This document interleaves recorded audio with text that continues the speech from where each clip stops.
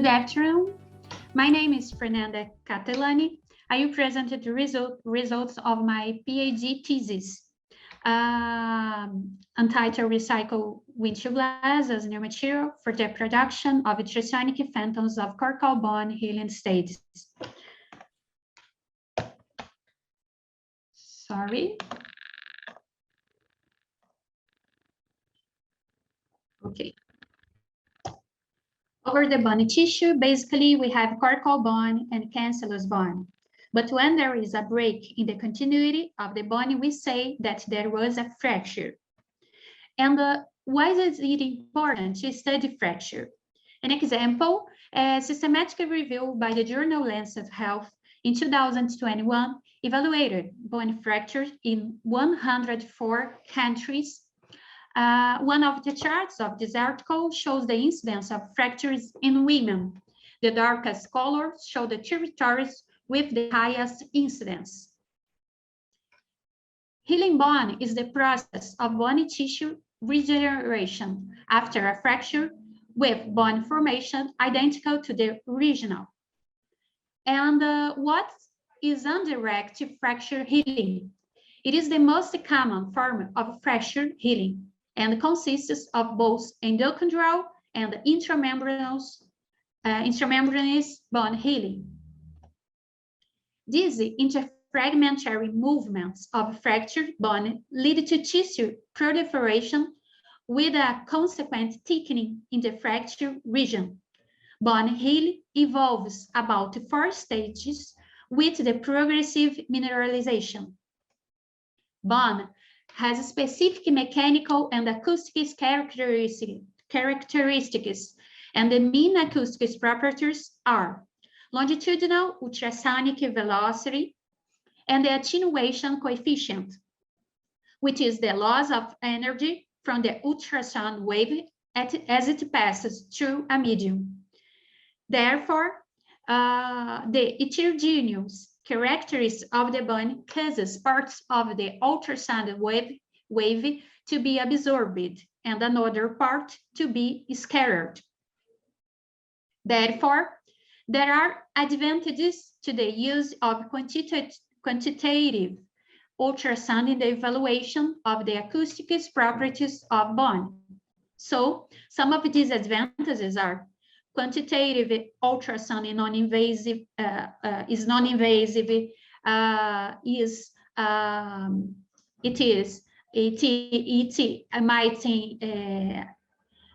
it does not emit ionizing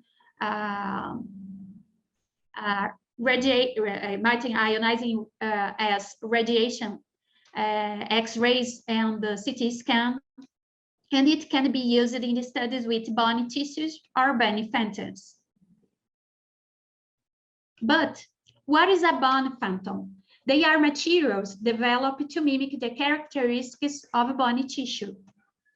The studies show different types of bone phantoms developed with different materials and their acoustic characteristics.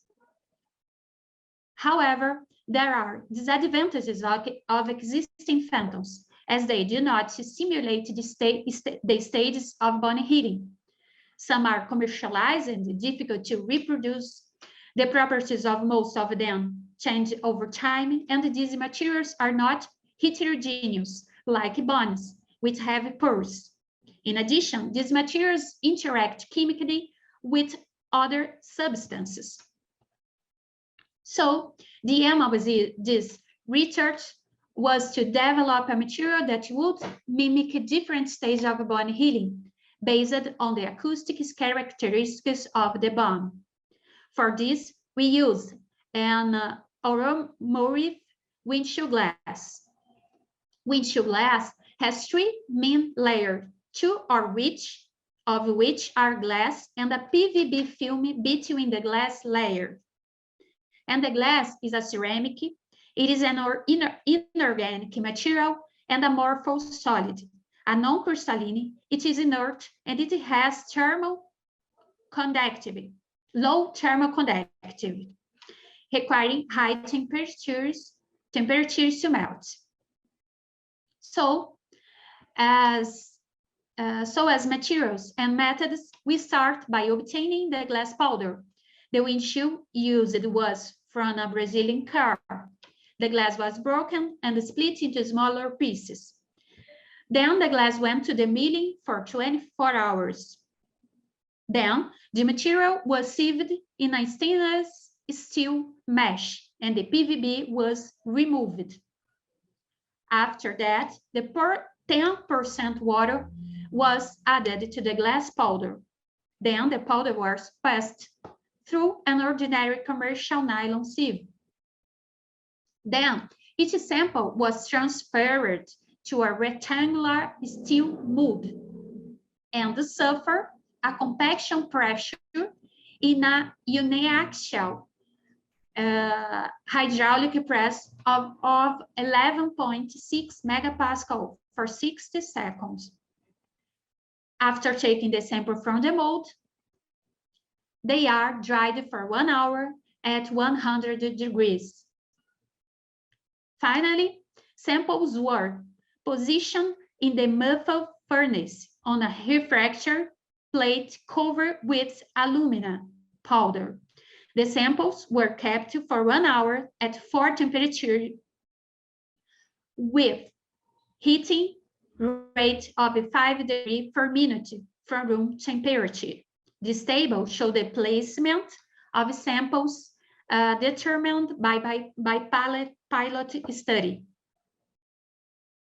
The bulk density was determined using a method for the measurement of porous solids obtained from dry mass, wet mass, and immersed mass in water. Acoustic acquisition system. It was formed by the function oscilloscope, digital thermometer, ultra thermostat base, and the X, Y, Z positioning system to move the phantom.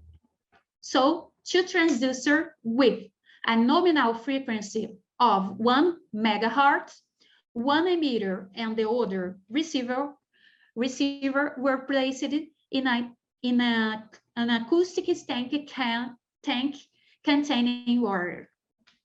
10 phantoms from each of the 4 century temperatures were evaluated. The positioner shifted the phantom sideways 12.5 centimeters of the center to collect ultrasonic signals in 3 regions. The ultrasonic longitudinal phase velocity in the phantoms was evaluated with the calculation that considered the thickness of the phantom, the ultrasound longitudinal phase velocity in water, and the time delay. The corrected ultrasonic attenuation coefficient in turn considered the phantom thickness, the maximum amplitudes of the phantoms and water signal, and the attenuation coefficient of the ultrasound in the water. In addition, there is a correction factor due to the high impedance of the interfaces. As a result, we found these physical parameters to each of the 4 century temperatures. In this chart, we can see the variation of velocity and attenuation coefficient values. When considering the evaluated regions, 95% of 40 phantoms have their 3 regions statistically similar for velocity and attenuation. When comparing the longitudinal velocity of ultrasound in bone with that found in the other studies, it was found to be adequate to characterize the stage of bone healing, such as soft colors, hard colors, and ossified tissue.